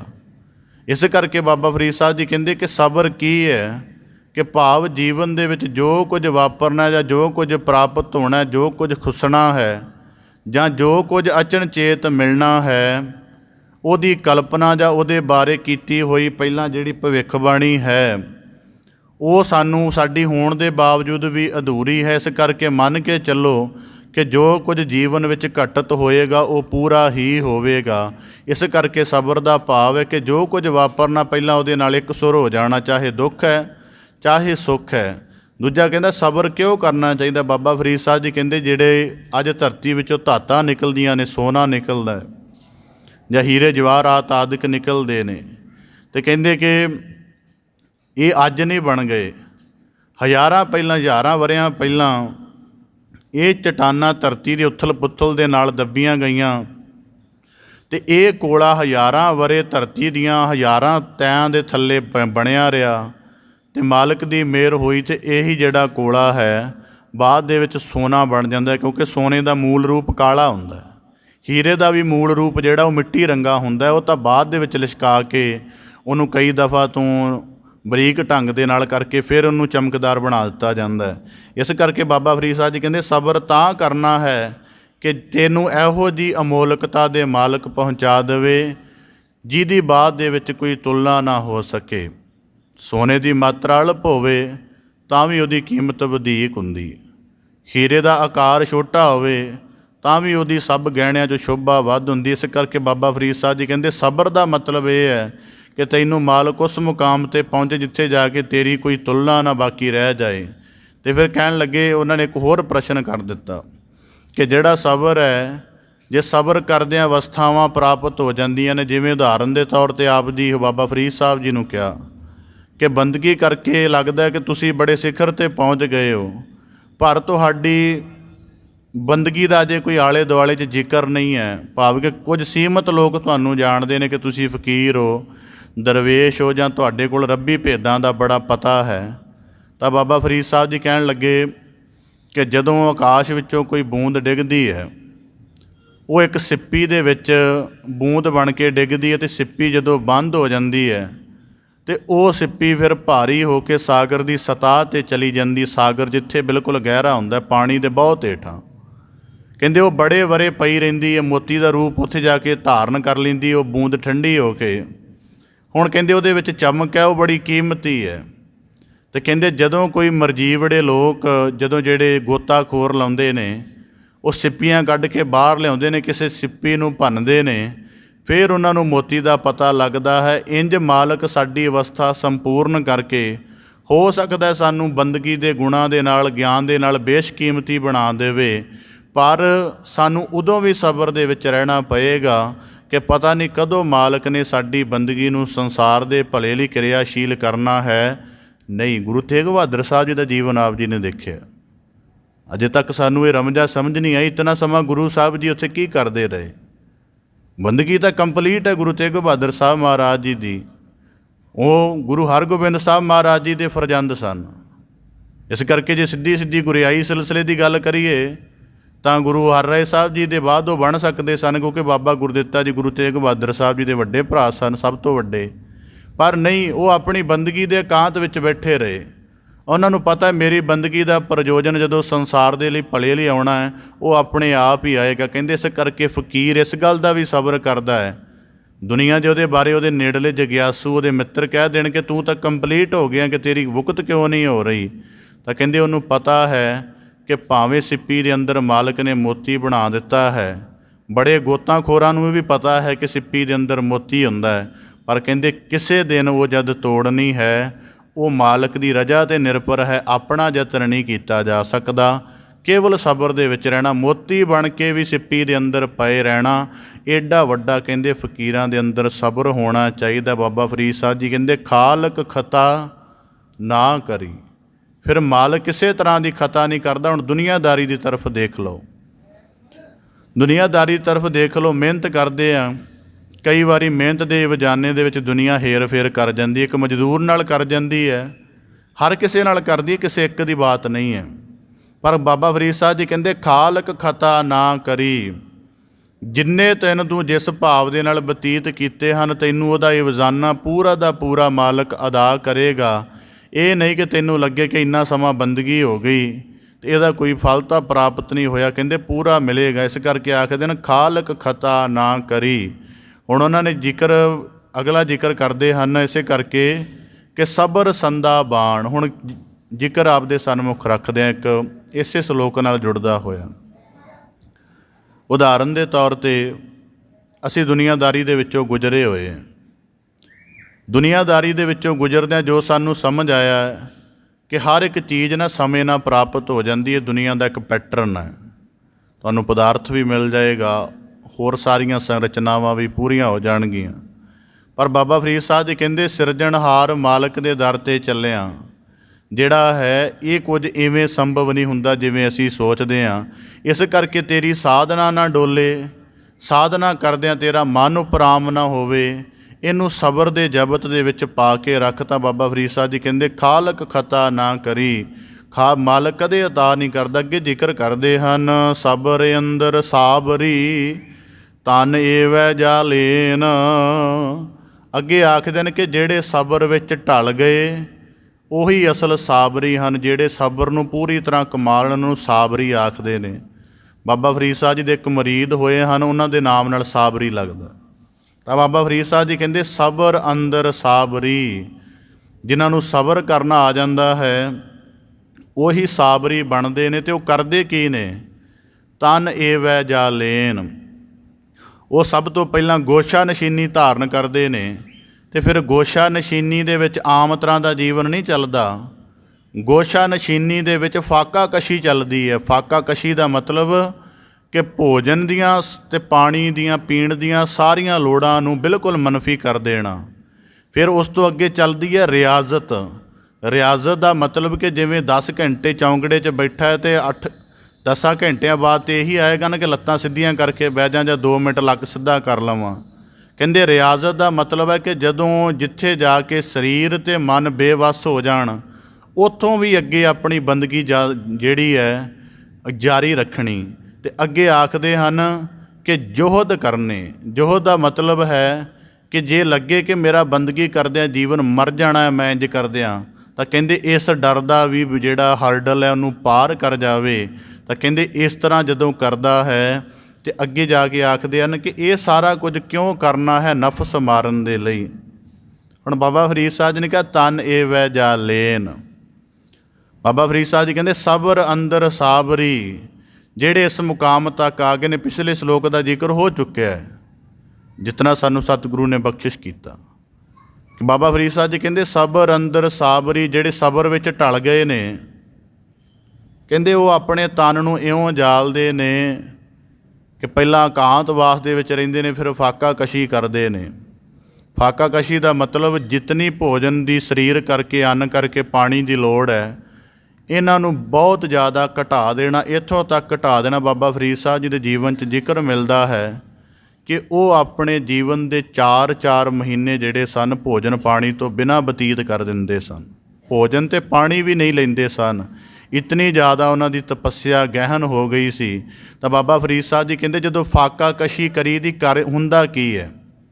ਹੁਣ ਜਿਵੇਂ ਕੁਦਰਤੀ ਅੱਖਾਂ ਹੈ, ਇਹਨਾਂ ਨਾਲ ਦੇਖਣਾ ਹੈ ਅਤੇ ਰੋਜ਼ ਦੇਖਣ ਦੀ ਤਾਂ ਇਹਨਾਂ ਦੇ ਅੰਦਰ એનર્ਜੀ ਬਣੀ ਰਹਿੰਦੀ ਹੈ ਕਿ ਸਾਡੇ ਭੋਜਨ ਦੀ ਕੁਝ ਊਰਜਾ ਦਾ ਭਾਗ ਸਾਡੀਆਂ ਅੱਖਾਂ ਨੂੰ ਮਿਲ ਜਾਂਦਾ ਹੈ, ਸਾਡੇ ਹੱਥਾਂ ਪੈਰਾਂ ਸਭ ਨੂੰ ਮਿਲਦਾ ਹੈ ਖੂਨ ਦੀ ਗਰਦਸ਼ ਦੇ ਨਾਲ। ਜਦੋਂ ਫਾਕਾ ਕਸ਼ੀ ਕਰਦੇ ਹਾਂ ਅਤੇ ਸਰੀਰ ਦੇ ਅੰਦਰ ਊਰਜਾ ਦਾ ਸਤਰ ਘਟ ਜਾਂਦਾ ਹੈ ਅਤੇ ਬੰਦੇ ਦੀ ਤਨ ਦੀ ਹੰਗਤਾ ਵਿਸਰ ਜਾਂਦੀ ਹੈ। ਹੁਣ ਕੁਦਰਤੀ ਬੰਦਾ ਸੋਚੇਗਾ ਕਿ ਇਹ ਤਾਂ ਫਿਰ ਆਪਣੇ ਆਪ ਨੂੰ ਮਾਰਨ ਵਾਲੀ ਗੱਲ ਹੈ, ਰੋਟੀ ਪਾਣੀ ਦਾ 3 ਟਾਈਮ 'ਚ। ਤਾਂ ਮੈਂ ਇਸ ਨੁਕਤੇ ਨਾਲ ਵੀ ਸਹਿਮਤ ਨਹੀਂ ਜੀਵਨ ਦੇ ਵਿੱਚ। ਜੇ ਕਦੇ ਖੁੱਲ੍ਹ ਕੇ ਵਿਚਾਰ ਹੋਵੇ ਤਾਂ ਇਸ ਗੱਲ ਦਾ ਨਿਰਣਾ ਕੀਤਾ ਜਾ ਸਕਦਾ ਹੈ ਕਿ ਦੁਨੀਆ ਦੇ 98% ਬੰਦਿਆਂ ਨੂੰ ਆਪਣੀ ਖੁਰਾਕ ਦਾ ਵੀ ਗਿਆਨ ਨਹੀਂ, ਕਿ ਸਰੀਰ ਨੂੰ ਕਿਤਨੀ ਊਰਜਾ ਚਾਹੀਦੀ, ਕਿੰਨੀ ਦੇਣੀ ਹੈ। ਬਸ ਪੱਕੀ ਜੀ ਟਰਮ ਬਣਾਈ ਹੈ ਕਿ ਬ੍ਰੇਕਫਾਸਟ, ਲੰਚ ਅਤੇ ਡਿਨਰ ਹੋਣਾ ਹੀ ਚਾਹੀਦਾ, ਸਰੀਰ ਨੂੰ ਭਾਵੇਂ ਰੁਪਈਏ ਦੀ ਲੋੜ ਨਾ ਹੋਵੇ। ਪੱਕੀ ਜੀ ਟਰਮ ਬਣਾਈ ਹੈ। ਜਿਵੇਂ ਕੱਲ੍ਹ ਵੀ ਜ਼ਿਕਰ ਕੀਤਾ ਸੀ ਕਿ ਭਾਵੇਂ ਸਰੀਰ ਨੂੰ 3 ਘੰਟੇ 'ਚ ਨੀਂਦ ਦੀ ਲੋੜ ਹੈ, ਪਰ ਮੈਡੀਕਲ ਸਾਇੰਸ ਦਾ ਹਵਾਲਾ ਪੱਕਾ ਰੱਖਿਆ ਕਿ ਤੰਦਰੁਸਤ ਬੰਦੇ ਨੂੰ 8 ਘੰਟੇ ਨੀਂਦ ਚਾਹੀਦੀ।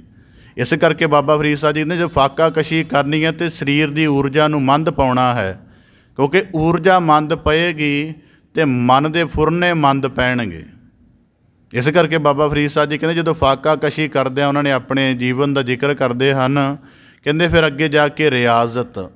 ਬਾਬਾ ਫਰੀਦ ਸਾਹਿਬ ਜੀ ਕਹਿੰਦੇ ਜਦੋਂ ਦਿੱਲੀ ਵਿਖੇ ਰਹਿ ਕੇ ਖਵਾਜਾ ਬਖਤਿਆਰ ਕਾਕੀ ਪਾਸ ਹੁਜਰੇ ਵਿੱਚ ਬੰਦਗੀ ਕਰਦੇ ਸਨ, ਅਤੇ ਕਹਿੰਦੇ ਨਾਲ ਜਿਹੜੇ ਕੋਈ ਹੋਰ ਉਹਨਾਂ ਦੇ ਮੁਰੀਦ, ਕੋਈ ਹੋਰ ਉਹਨਾਂ ਦੇ ਜਿਹੜੇ ਗੁਰ ਭਾਈ ਸਾਧਨਾ ਕਰਦੇ ਸਨ, ਅਤੇ ਕਈ ਵਾਰੀ ਰਾਤ ਨੂੰ ਉਹ ਧੜੰਮ ਦੀ ਆਵਾਜ਼ ਉਹਨਾਂ ਦੇ ਹੁਜਰੇ 'ਚੋਂ ਸੁਣਾਈ ਦਿੰਦੀ ਸੀ।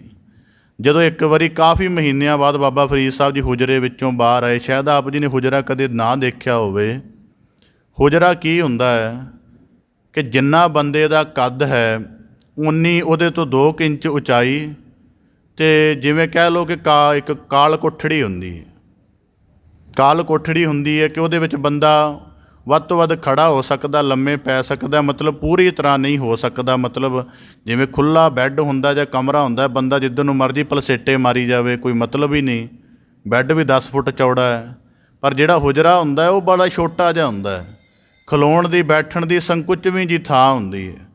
ਤਾਂ ਉਹਨਾਂ ਨੇ ਇੱਕ ਦਫਾ ਜਦੋਂ ਬਾਬਾ ਫਰੀਦ ਸਾਹਿਬ ਜੀ ਕਈ ਮਹੀਨਿਆਂ ਬਾਅਦ ਹੁਜਰੇ 'ਚੋਂ ਬਾਹਰ ਆਏ, ਉਹ ਹੁਜਰੇ ਵਿੱਚ ਰਾਤ ਵੇਲੇ ਬਾਹਰ ਆਉਂਦੇ ਸਨ, ਅਤੇ ਜਿਤਨੀ ਕੋਈ ਲੋੜ ਹੁੰਦੀ ਸੀ ਪਾਣੀ ਦਾ ਸਰੀਰ ਕਿਰਿਆ ਸਾਧਣ ਦੀ ਕਰਕੇ ਫਿਰ ਜਲਦੀ ਪਰਤ ਜਾਂਦੇ ਸਨ। ਇੱਕ ਦਫਾ ਉਹਨਾਂ ਨੇ ਖਵਾਜਾ ਬਖਤਿਆਰ ਕਾਕੀ ਦੇ ਸਾਹਮਣੇ ਬਾਬਾ ਫਰੀਦ ਸਾਹਿਬ ਜੀ ਨੂੰ ਪੁੱਛਿਆ ਕਿ ਅਸੀਂ ਕਈ ਦਫਾ ਰਾਤ ਤੁਹਾਡੀ ਧੜੰਮ ਦੀ ਆਵਾਜ਼ ਸੁਣਦੇ ਹਾਂ, ਤੁਹਾਡੇ ਹੁਜਰੇ ਦੇ ਵਿੱਚੋਂ ਸੁਣਾਈ ਦਿੰਦੀ ਹੈ, ਕੀ ਹੁੰਦਾ ਹੈ? ਕੋਈ ਕਿਸੇ ਤਰ੍ਹਾਂ ਦੀ ਤੁਹਾਨੂੰ ਮੁਸ਼ਕਿਲ ਹੁੰਦੀ ਹੈ? ਤਾਂ ਬਾਬਾ ਫਰੀਦ ਸਾਹਿਬ ਜੀ ਇੰਨੇ ਨਿਮਰ ਸਨ, ਉਹਨਾਂ ਨੇ ਕਿਹਾ ਮੇਰੀ ਹਾਲਤ ਖਵਾਜਾ ਸਾਹਿਬ ਜਾਣਦੇ ਨੇ। ਖਵਾਜਾ ਸਾਹਿਬ ਨੂੰ ਪੁੱਛਿਆ ਗਿਆ ਕਾਰਨ ਕੀ ਹੈ? ਉਹ ਕਹਿਣ ਲੱਗੇ ਫਰੀਦ ਨੇ ਆਪਣੇ ਆਪ ਨੂੰ ਕਰੜੀ ਰਿਆਜ਼ਤ ਵਿੱਚ ਪਾਇਆ ਹੋਇਆ ਹੈ। ਜਦੋਂ ਇਹ ਨਮਾਜ਼ ਪੜ੍ਹਦਿਆਂ ਥੱਕ ਜਾਂਦਾ ਹੈ ਅਤੇ ਇਹ ਡਿੱਗਦਾ ਹੈ ਪਰ ਫਿਰ ਉੱਠਦਾ ਹੈ, ਭਾਵ ਕਿ ਨੀਂਦ ਦੀ ਹਾਲਤ ਭਾਰੂ ਹੋ ਜਾਂਦੀ ਹੈ, ਥਕਾਵਟ ਭਾਰੂ ਹੋ ਜਾਂਦੀ ਹੈ। ਇਹ ਨੀਂਦ ਤੇ ਥਕਾਵਟ ਦੀਆਂ ਹਾਲਤਾਂ ਦੇ ਵਿੱਚ ਜੇ ਕਦੇ ਡਿੱਗ ਵੀ ਪੈਂਦਾ ਹੈ ਤੇ ਫਿਰ ਉੱਠ ਕੇ ਆਪਣੀ ਬੰਦਗੀ ਸ਼ੁਰੂ ਕਰਦਾ, ਫਿਰ ਡਿੱਗਦਾ, ਫਿਰ ਸ਼ੁਰੂ ਕਰਦਾ, ਫਿਰ ਡਿੱਗਦਾ, ਫਿਰ ਸ਼ੁਰੂ ਕਰਦਾ ਹੈ। ਇੰਝ ਇਹ ਆਪਣੇ ਜੀਵਨ ਦੇ ਨਾਲ ਕੜਰੀ ਰਿਆਜ਼ਤ ਕਰ ਰਿਹਾ ਤਾਂ ਕਿ ਇਹਦਾ ਨਫਸ ਬਿਲਕੁਲ ਮਰ ਜਾਵੇ। ਇਸ ਕਰਕੇ ਤੁਹਾਨੂੰ ਕਈ ਦਫਾ ਆਵਾਜ਼ ਸੁਣਾਈ ਦਿੰਦੀ ਹੈ। ਇੱਥੇ ਕਈ ਹੁਣ ਵੱਡੀ ਗੱਲ ਧਰਮ ਦੀਆਂ ਸਾਧਨਾਵਾਂ ਨੇ। ਮੈਨੂੰ ਕਈ ਦਫਾ ਕੋਈ ਜ਼ਿਕਰ ਪੁੱਛੇ ਕਿ ਇੱਕ ਚੌਂਕੜੀ ਦੇ ਵਿੱਚ ਕਿੰਨੇ ਚਿਰ ਬੈਠਾ ਜਾ ਸਕਦਾ। ਮੈਂ ਆਪਣੇ ਜੀਵਨ ਦੇ ਵਿੱਚ ਐਸੇ ਬੰਦੇ ਵੀ ਦੇਖਿਆ ਨੇ 24 ਦੇ ਵਿੱਚੋਂ 22 ਘੰਟੇ ਚੌਂਕੜੀ 'ਚ ਬੈਠੇ ਰਹਿੰਦੇ ਨੇ, ਅਤੇ ਇਹ ਨਹੀਂ ਕਿ ਲੱਤਾਂ ਨਕਾਰਾ ਹੋ ਗਈਆਂ, ਫਿਰ ਚੰਗੇ ਭਲੇ ਤੁਰੇ ਵੀ ਫਿਰਦੇ ਨੇ। ਗੱਲ ਤਾਂ ਅਸੀਂ ਸਾਧਨਾ ਕਾਹਦੀ ਕਰਦੇ ਹਾਂ, ਨਾ ਸਾਡੇ ਤਨ ਦੀ ਸਾਧਨਾ ਹੈ ਕਿ ਕੋਈ 2 ਘੰਟਾ ਸਮਾਂ ਵਧੀਕ ਜੁੜ ਕੇ ਬੈਠ ਸਕੀਏ, ਨਾ ਸਾਡੇ ਮਨ ਦੀ ਸਾਧਨਾ ਅਤੇ ਨਾ ਜ਼ਿੰਦਗੀ 'ਚ ਕੋਈ ਤਲਾਸ਼ ਹੈ। ਦੁਨੀਆਦਾਰੀ ਦੇ ਨੁਕਤੇ ਤੋਂ ਨਿਰਾ ਧਰਮ ਹੈ। ਤਾਂ ਬਾਬਾ ਫਰੀਦ ਸਾਹਿਬ ਜੀ ਕਹਿੰਦੇ ਤਨ ਏ ਵੈ ਜਾ ਲੇਨ, ਗੋਸ਼ਾ ਨਸ਼ੀਨੀ, ਉਸ ਤੋਂ ਬਾਅਦ ਫਾਕਾ ਕਸ਼ੀ, ਉਸ ਤੋਂ ਬਾਅਦ ਕਰੜੀ ਰਿਆਜ਼ਤ, ਅਤੇ ਉਸ ਤੋਂ ਬਾਅਦ ਜ਼ੋਹਦ ਕਈ ਤਰ੍ਹਾਂ ਦੇ ਕਰਕੇ ਬਾਬਾ ਫਰੀਦ ਸਾਹਿਬ ਜੀ ਕਹਿੰਦੇ ਤਨ ਏ ਵੈ ਜਾ ਲੇਨ। ਇਹ ਅਗਲਾ ਇੱਕ ਜ਼ਿਕਰ ਕਰਦੇ ਹਨ ਕਿ ਜਦੋਂ ਤਨ ਏ ਵੈ ਜਾ ਲੇਨ, ਉਦੋਂ ਆਖਦੇ ਹਨ ਕਿ ਅੰਤਰੀਵੀ ਨਫਸ ਨੂੰ ਵੀ ਮਾਰਨਾ ਹੁੰਦਾ ਹੈ। ਨਫਸ ਦਾ ਭਾਵ ਕਿ ਜੀਵਨ ਦੇ ਵਿੱਚ ਜਿੰਨੇ ਤਰ੍ਹਾਂ ਦੀ ਹੁਣ ਤੱਕ ਦੀ ਵਾਸਨਾ ਚੱਲੀ ਰਹੀ, ਅਤੇ ਫਿਰ ਕਹਿੰਦੇ ਜਿਵੇਂ ਜਨੂਨ ਮਿਸਰੀ ਨੇ ਨਾ ਆਪਣੇ ਜੀਵਨ ਬਾਜਜੀਤ ਬਿਸਤਾਮੀ ਨੇ ਆਪਣੀ ਤਪੱਸਿਆ ਦਾ ਜ਼ਿਕਰ ਕੀਤਾ। ਉਹ ਕਹਿਣ ਲੱਗੇ ਜਦੋਂ ਮੈਂ 10 ਵਰਿਆਂ ਦੀ ਚੰਗੀ ਤਪੱਸਿਆ ਕਰ ਲਈ, ਇੱਕ ਦਿਨ ਮੈਂ ਆਪਣੀ ਉੱਚੀ ਦ੍ਰਿਸ਼ਟੀ ਦੇ ਨਾਲ ਨਿਰਣਾ ਕੀਤਾ ਕਿ ਕੁਝ ਬਾਕੀ ਰਹਿ ਗਿਆ ਮਨ ਦੇ ਅੰਦਰ, ਅਤੇ ਕਹਿੰਦੇ ਮੈਨੂੰ ਇਹ ਹੋਇਆ ਵੀ ਇੱਕ ਤਾਂ ਮੈਨੂੰ ਇਹ ਲੱਗਿਆ ਕਿ ਮੇਰੀ ਬੰਦਗੀ ਬੜੀ ਉੱਚੀ ਹੋ ਗਈ ਹੈ। ਕਹਿੰਦੇ ਦੂਜਾ ਖਿਆਲ ਮੈਨੂੰ ਇਹ ਲੱਗਿਆ ਕਿ ਮੇਰੀ ਬੰਦਗੀ ਕਿਸੇ ਸਾਹਮਣੇ ਪ੍ਰਦਰਸ਼ਿਤ ਹੋਣੀ ਚਾਹੀਦੀ ਹੈ। ਕਹਿੰਦੇ ਜਦੋਂ ਇਹ ਖਿਆਲ ਪਤਾ ਲੱਗਿਆ ਫਿਰ ਤਾਂ ਪਤਾ ਲੱਗਿਆ ਪਰ ਜੇ ਤਾਂ ਗੱਲ ਕੋਈ ਹੋਰ ਨਹੀਂ ਬਣੀ। ਕਹਿੰਦੇ ਫਿਰ ਕਈ ਸਾਲ ਬੰਦਗੀ 'ਚ ਪਿਆ ਰਿਹਾ। ਇਸ ਕਰਕੇ ਬਾਬਾ ਫਰੀਦ ਸਾਹਿਬ ਜੀ ਆਖਦੇ ਤਨ ਏ ਵੈ ਜਾ ਲੇਨ। ਉਹ ਆਪਣੇ ਸਰੀਰ ਨੂੰ ਹੁਣ ਉਦਾਹਰਨ ਦੇ ਤੌਰ 'ਤੇ ਇਸ ਕਰਕੇ ਬਾਬਾ ਫਰੀਦ ਸਾਹਿਬ ਜੀ ਕਹਿੰਦੇ ਤਨ ਏ ਵੈ ਜਾ ਲੇਨ। ਜਦੋਂ ਇੰਜ ਦੀ ਕਰ ਲੈਂਦੇ ਹਨ ਅਤੇ ਫਿਰ ਜ਼ਿਕਰ ਨਾਲ ਰੱਖਦੇ ਹਨ। ਅਤੇ ਬਾਬਾ ਫਰੀਦ ਸਾਹਿਬ ਜੀ ਆਖਦੇ ਹਨ ਜਦੋਂ ਉਹਨਾਂ ਦੀ ਅਵਸਥਾ ਜਿਹੜੀ ਹੈ ਸ਼ਰੀਅਤ ਲੰਘ ਕੇ, ਤਰੀਕਤ ਨੂੰ ਲੰਘ ਕੇ ਮਾਰਫਤ ਨੂੰ ਪ੍ਰਾਪਤ ਹੋ ਜਾਂਦੀ ਹੈ। ਮਾਰਫਤ ਦਾ ਭਾਵ ਕਿ ਜਦੋਂ ਬਿਲਕੁਲ ਆਤਮਦਰਸ਼ੀ ਗਿਆਨ ਤੱਤ ਵਿੱਚ ਬ੍ਰਹਮ ਸਰੂਪ ਹੋ ਜਾਂਦੇ ਹਨ। ਅਤੇ ਬਾਬਾ ਫਰੀਦ ਸਾਹਿਬ ਜੀ ਕਹਿੰਦੇ ਉਹਨਾਂ ਦੀ ਅਵਸਥਾ ਕੀ ਹੋ ਜਾਂਦੀ, ਹੋਣ ਨਜ਼ਦੀਕ ਖੁਦਾਏ ਦਾ। ਉਹਨਾਂ ਨੂੰ ਆਪਣੇ ਜੀਵਨ ਸਮੇਤ ਪੂਰੇ ਬ੍ਰਹਿਮੰਡ ਦੇ ਭੇਤਾਂ ਦਾ ਪਤਾ ਲੱਗ ਜਾਂਦਾ ਹੈ ਅਤੇ ਕਿਵੇਂ ਕਰੜੀ ਤਪੱਸਿਆ ਨਾਲ ਮਾਲਕ ਨਾਲ ਅਭੇਦ ਹੋਏ ਹਨ। ਬਾਬਾ ਫਰੀਦ ਸਾਹਿਬ ਜੀ ਕਹਿੰਦੇ ਇੱਥੇ ਜਾ ਕੇ ਰੱਬ ਦੇ ਨੇੜੇ ਹੋ ਜਾਂਦੇ ਨੇ। ਬਿਲਕੁਲ ਭੇਤ ਨਾ ਕਿਸੇ ਦੇਣ, ਦੂਜੇ ਨੂੰ ਦੱਸਦੇ ਨਹੀਂ। ਇਹ ਜੀਵਨ ਦੇ ਵਿੱਚ ਕਦੇ ਇਹ ਸਾਨੂੰ ਅਨੁਭਵ ਘੱਟ ਨੇ, ਸਾਨੂੰ ਇਹਨਾਂ ਗੱਲਾਂ ਦਾ ਨਹੀਂ ਪਤਾ। ਦੁਨੀਆ ਦੇ ਵਿੱਚ ਜਦੋਂ ਬਾਬਾ ਭਗਤ ਕਬੀਰ ਸਾਹਿਬ ਜੀ ਨੇ ਕਿਹਾ ਰਾਮ ਪਦਾਰਥ ਪਾਏ ਕਿਆ ਕਬੀਰਾ ਗਾਂਠ ਨਾ ਖੋਲ, ਨਹੀਂ ਪਟਣ ਨਹੀਂ ਪਾਰਖੂ, ਨਹੀਂ ਗਾਹਕ ਨਹੀਂ ਮੋਲ। ਇੱਥੇ ਤਾਂ ਕੋਈ ਆਮ ਚਰਚਾ ਨਹੀਂ ਕਰਦਾ। ਕੁਦਰਤੀ ਕਥਾ ਦੇ ਸਮੇਂ ਤੋਂ ਬਾਅਦ ਕੋਈ ਉਂਝ ਨਹੀਂ ਚਰਚਾ ਕਰਦਾ। ਰੱਬੀ ਭੇਦਾਂ ਦੀ ਬਾਤ ਕੌਣ ਕਰੇਗਾ। ਤਾਂ ਬਾਬਾ ਫਰੀਦ ਸਾਹਿਬ ਜੀ ਕਹਿੰਦੇ ਫਿਰ ਜਦੋਂ ਇਸ ਤਰ੍ਹਾਂ ਦੇ ਜੀਵਨ 'ਚੋਂ ਗੁਜ਼ਰ ਕੇ ਆਉਂਦੇ ਨੇ ਉਹ ਦੂਜੇ ਨੂੰ ਭੇਤ ਦਿੰਦੇ ਹੀ ਨਹੀਂ, ਕਿਉਂਕਿ ਉਹਨਾਂ ਨੂੰ ਪਤਾ ਹੈ ਕਿ ਇਹਨਾਂ ਨੇ ਕਿਹੜੀ ਸਾਧਨਾ ਕੀਤੀ ਹੈ ਕੋਈ। ਹੁਣ ਉਦਾਹਰਨ ਦੇ ਤੌਰ 'ਤੇ ਜੀਵਨ ਵਿੱਚ ਜੋ ਕੁਝ ਅਸੀਂ ਖੁਦ ਮਿਹਨਤ ਕਰਕੇ ਕਮਾਉਂਦੇ ਹਾਂ, ਭਾਵੇਂ ਉਹ 10 ਰੁਪਏ ਹੋਣ ਅਤੇ ਭਾਵੇਂ ਹੋਵੇ 1000 ਰੁਪਇਆ, ਜਦੋਂ ਉਹਦਾ ਇੱਕ ਹਿੱਸਾ ਵੀ ਕਿਤੇ ਖਰਾਬ ਹੋ ਜਾਵੇ, ਡਿੱਗ ਪਵੇ, ਚੋਰੀ ਹੋ ਜਾਵੇ, ਜ਼ਿਆਦਾ ਦੁੱਖ ਹੈ। ਜਦੋਂ ਬਣਿਆ ਬਣਾਇਆ ਮਿਲੇ ਭਾਵੇਂ 50% ਨੁਕਸਾਨ ਹੋ ਜਾਵੇ, ਇੰਨਾ ਦੁੱਖ ਨਹੀਂ ਹੁੰਦਾ। ਇਸ ਕਰਕੇ ਬਾਬਾ ਫਰੀਦ ਸਾਹਿਬ ਜੀ ਆਖਦੇ ਹਨ ਹੋਣ ਨਜ਼ਦੀਕ ਖੁਦਾਏ ਦਾ। ਉਹਨਾਂ ਨੂੰ ਮਾਲਕ ਦੇ ਸਮੁੱਚੇ ਰੂਪ ਬਾਰੇ ਖਬਰ ਹੁੰਦੀ ਹੈ, ਉਹਦੀ ਸਮੁੱਚੀ ਮਿਹਰ ਬਾਰੇ ਖਬਰ ਹੁੰਦੀ ਹੈ, ਪਰ ਉਹਨਾਂ ਨੇ ਜੋ ਕੁਝ ਪ੍ਰਾਪਤ ਕਰ ਲਿਆ ਦੂਜੇ ਦੇ ਨਾਲ ਭੇਦ ਸਾਂਝਾ ਨਹੀਂ ਕਰਦੇ। ਜਦੋਂ ਨਿਜ਼ਾਮੂਦੀਨ ਔਲੀਆ ਬਾਬਾ ਫਰੀਦ ਸਾਹਿਬ ਜੀ ਨੂੰ ਮਿਲੇ ਸਨ ਅਤੇ ਬਾਬਾ ਫਰੀਦ ਸਾਹਿਬ ਜੀ ਨੇ ਕਈ ਮਹੀਨਿਆਂ ਬਾਅਦ ਜਦੋਂ ਆਪਣੇ ਭੇਦ ਉਹਨਾਂ ਨਾਲ ਖੋਲ੍ਹਣੇ ਸ਼ੁਰੂ ਕਰ ਦਿੱਤੇ, ਅਤੇ ਨਿਜ਼ਾਮੂਦੀਨ ਔਲੀਆ ਨੇ ਇੱਕ ਦਫਾ ਕਿਹਾ ਬਾਬਾ ਫਰੀਦ ਸਾਹਿਬ ਜੀ ਨੂੰ ਕਿ ਬਾਬਾ ਫਰੀਦ ਸਾਹਿਬ ਜੀ ਵੀ ਇਤਨਾ ਸਮਾਂ ਤੁਹਾਡੀ ਬੰਦਗੀ ਨੂੰ ਪੂਰਿਆਂ ਹੋਇਆ ਹੈ, ਰੱਬੀ ਭੇਤਾਂ ਦੀ ਸਾਂਝ ਤੁਸੀਂ ਅੱਜ ਮੇਰੇ ਨਾਲ ਕਰ ਰਹੇ ਹੋ। ਤਾਂ ਬਾਬਾ ਫਰੀਦ ਸਾਹਿਬ ਜੀ ਨੇ ਕਿਹਾ ਕਿ ਜਦੋਂ ਕਿਸੇ ਦੀ ਪਛਾਣ ਹੁੰਦੀ ਉਹਨਾਂ ਚਿਰ ਉਹ ਕਰਦੇ ਹੀ ਨਹੀਂ। ਉਹਨਾਂ ਨੂੰ ਪਤਾ ਇਹ ਬੜੇ ਅਧੂਰੇ ਚੱਲ ਰਹੇ ਹਨ, ਜਿਨ੍ਹਾਂ ਦੇ ਨੇਮ ਦੀ ਨਿਰੰਤਰਤਾ ਨਹੀਂ ਹੈ, ਜਿਨ੍ਹਾਂ ਦੀ ਬਾਤ ਨਹੀਂ ਅਜੇ ਤੱਕ ਪੂਰੀ ਜੁੜੀ ਹੋਈ, ਉਹ ਮਾਲਕ ਦੀ ਬਾਤ ਕਰਦਿਆਂ ਹੋਰ ਹੀ ਕਿਸੇ ਵਹਿਣ ਵੱਲ ਚਲੇ ਜਾਂਦੇ ਨੇ।